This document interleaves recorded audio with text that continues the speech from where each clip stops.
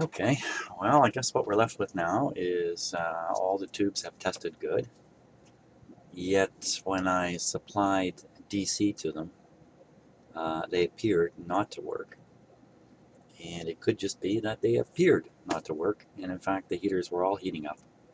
The current draw is so low, it's not impressing me. So I'm left thinking maybe there's little or no current flowing through some of these tubes. But after the tube test, I think the situation is we really need to go the next step now and apply the B plus to the radio and see how that goes. So let's tip it up here.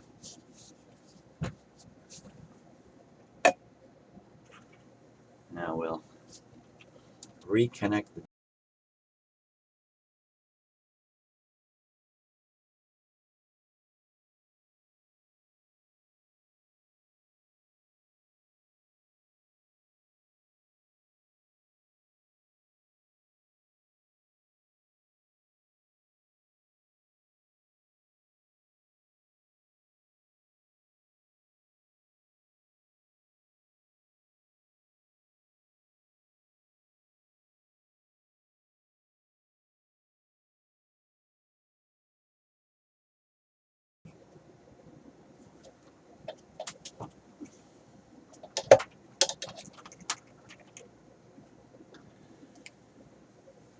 let's see what we can do here.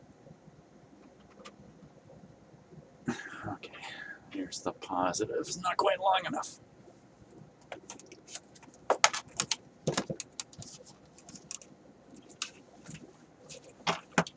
So I'm going to steal a red clip lead from the speaker connection. So that's the positive lead.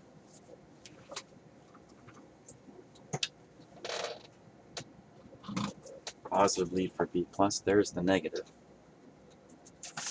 And I think it's a simple thing again of connecting the negative to the chassis.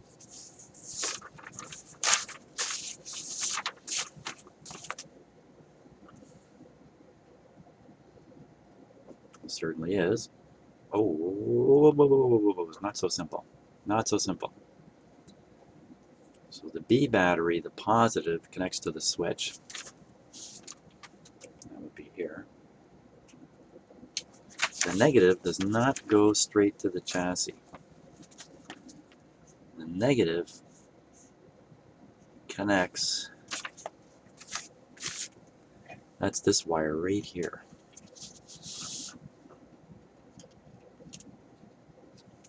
At that point, just to double check, you should see a 820 ohm resistor going to ground.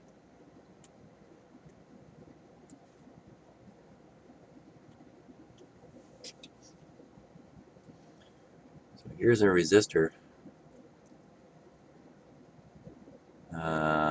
Body and dot. That might be it there.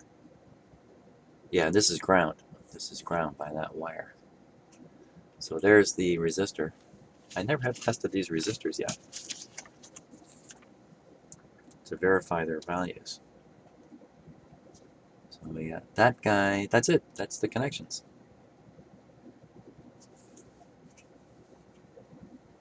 Okay, radio's off. That's on. So what we'll do is we'll apply B plus to the radio.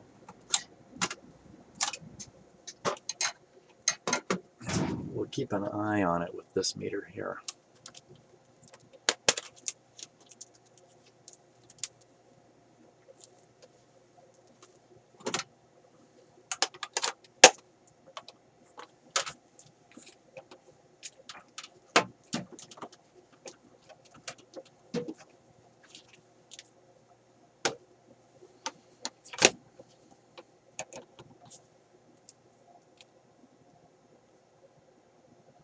B plus now.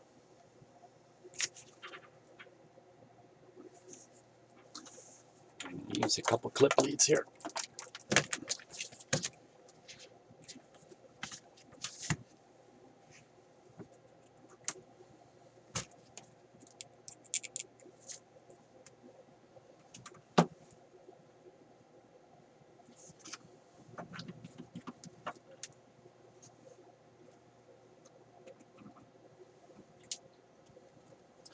Okay, so this meter is now connected up. We'll put them on. So that'll show us the B plus voltage we're applying. The current flow, I'll have to just look back at the meter on the supply. So the first thing we'll do is we'll elevate the B plus a bit and just see what kind of current leakage occurs, if any. Hopefully there's none. Now, I did get rid of the bad capacitors.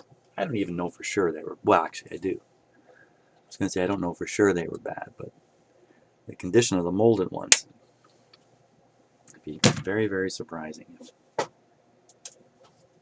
if they were good.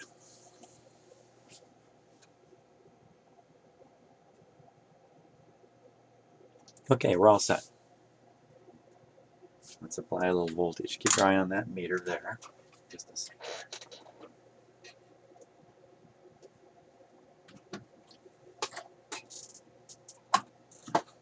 There we go.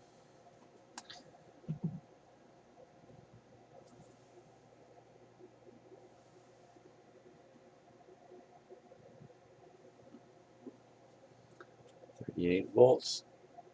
There's really no leakage current visible. So I got 100 volts on there now. And no leakage current. So we'll take it back down. It should operate with 80 volts. All we need to do is double check the speaker. Oh, I got a clip lead flying through space here. That's a little dangerous, isn't it? Let's extend it. Let's extend it here. I'm going to catch it on my elbow again and really...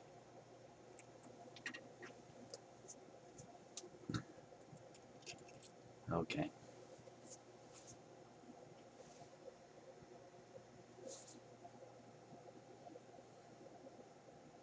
Speaker's connected.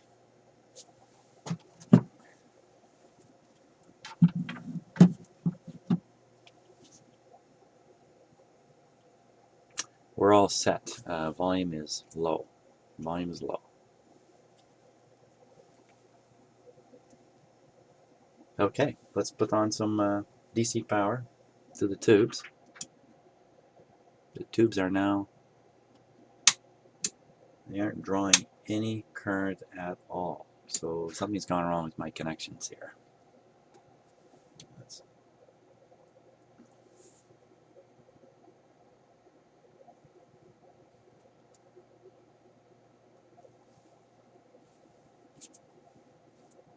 Maybe I need to, oh no, it's on.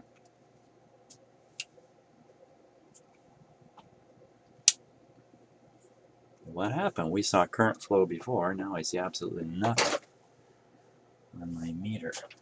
I should see something. Oh, I know the problem. Here, take a look. I'll show you the problem over here. There's my DC power supply. Nothing plugged into it. We're going to have a hard time getting some current out of it if I don't plug something into it. So here we go. Here we are.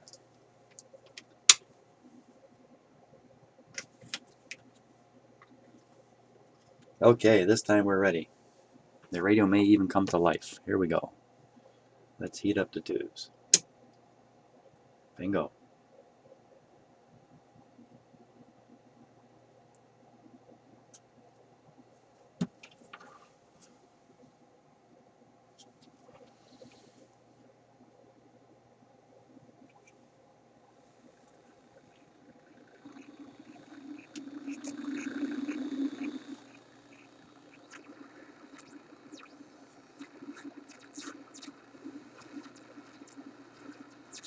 Well, we need a bit of antenna on this.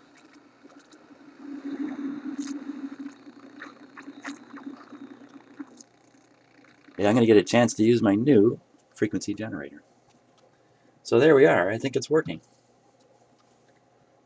I think it's working. Let's put a better antenna on it.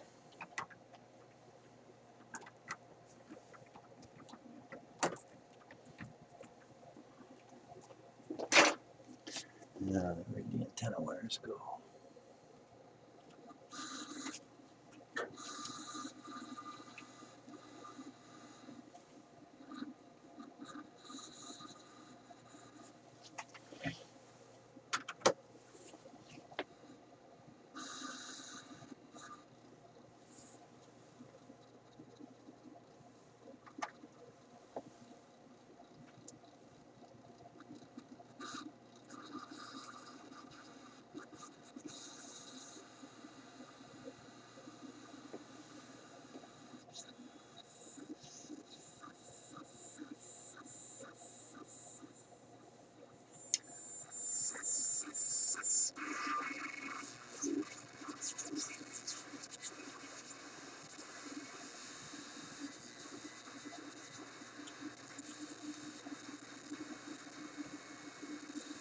Lots of stuff, but I don't hear a radio signal.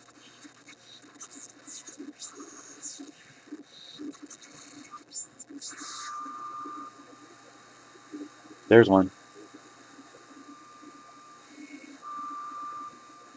I can pick the voice out of that.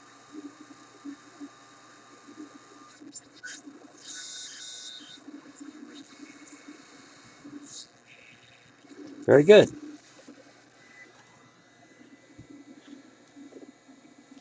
Well, an exciting time has come for me because now it's my chance to put my brand new old signal generator back into signal generator to use for the first time. So we better turn them on. Let them warm up a bit. And we'll be able to find out what frequency we're on, and double verify that the radio is actually working, although I'm sure it is. And then we're able to tune it up. And I think once we do the alignment on the radio, it'll be far better.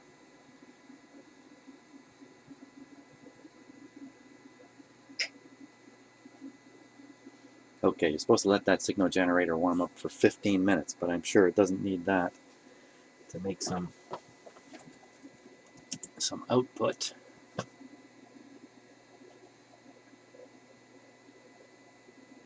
So we're at 5 megahertz right now. And we'll take it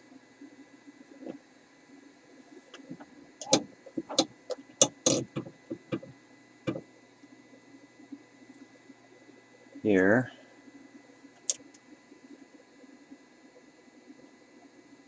Calibrate the meter.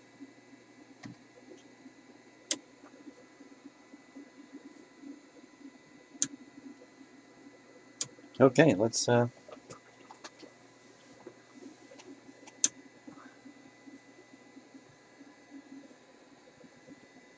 see if this radio will pick it up. So we're starting at just below the AM band, coming up into it. Here we are. Oh, wait a sec. Put the antenna right on the signal generator output here.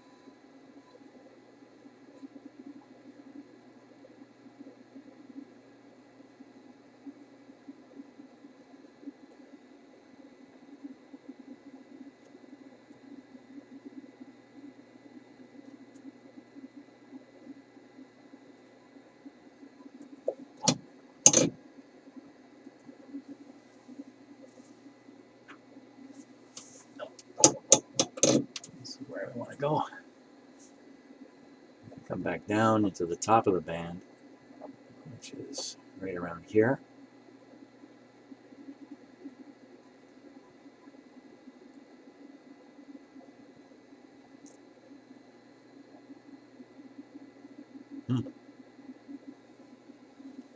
Hey, it's a no-show. Didn't hear a thing there. Now I'm using a new instrument. I've got the output set very, very low. Let's crank it up. Or crank it way up. And we'll repeat that. So let's multiply. There.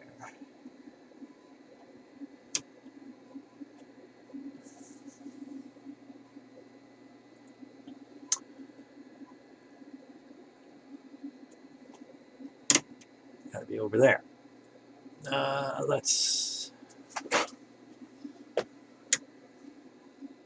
We're right in the middle of the band here. Let's go up. We can only go up. Oh.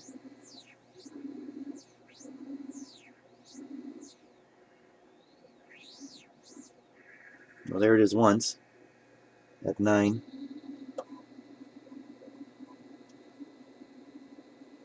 Yeah, I think that's it.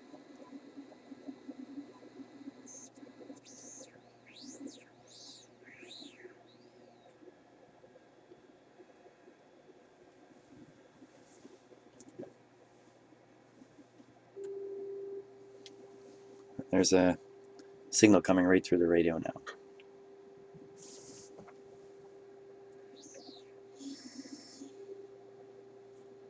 Excellent. So we're going to be able to calibrate this radio, or not calibrate it, align it. Excellent. So I'm going to read over the alignment instructions, set the radio up and the signal generator for that, and we'll go through an alignment process with the radio and see what we end up with. And that may very well be the end of it, if it aligns really well.